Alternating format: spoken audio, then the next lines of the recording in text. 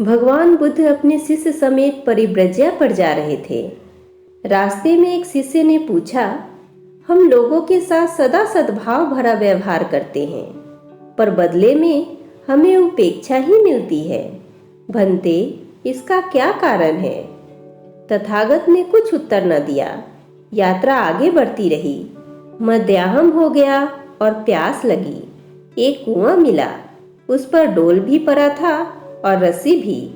पानी खींचा गया। भरा हुआ डोल ऊपर तक आते आते खाली हो गया। श्रम निरर्थक जाने पर खींचने वाले को दुख हुआ। संयोगवश वह प्रश्न करता ही पानी भी खींच रहा था। उसे यहाँ भी असफलता जन्य खिन्नता कष्ट दे रही थी।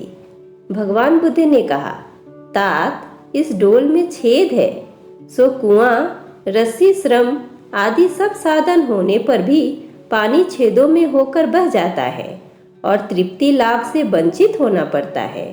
प्रतिफल की इच्छा के छेदों के रहते मनुष्य की सेवा साधना और प्रेम प्रवृत्ति भी संतोषदायक परिणाम उत्पन्न नहीं करती।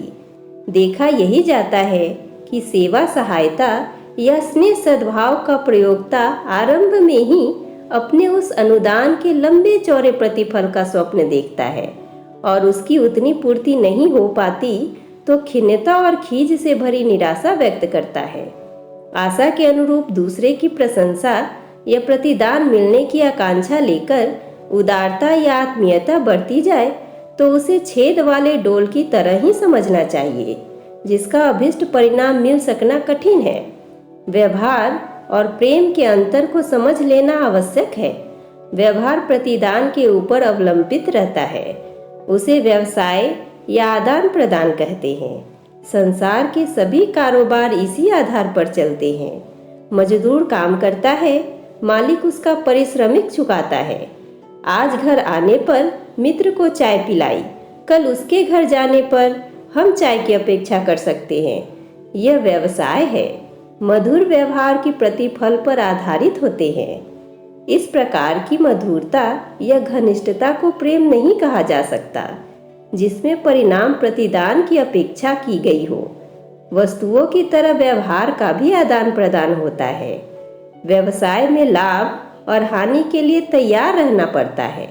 अपनी सद्भावना को उतनी ही सद्भावना के रूप में प्रत्युत्तर मिला तो जमा खर्च बराबर, ज्यादा मिला तो नाफा, कम मिला तो घाटा। यह तो धंधे में चलता ही रहता है। इसमें खिन्न होने या शिकायत करने की क्या आवश्यकता? प्रेम इससे ऊंची चीज है। वह न किसी पर एहसान करने के लिए किया जाता है और न प्रतिदान के लिए। प्रेम इस धरती का अमृत है और मनुष्य का प्राण। यह जितना ही विकसित होगा उतनी ही सुख शांति की संभावना साकार होगी।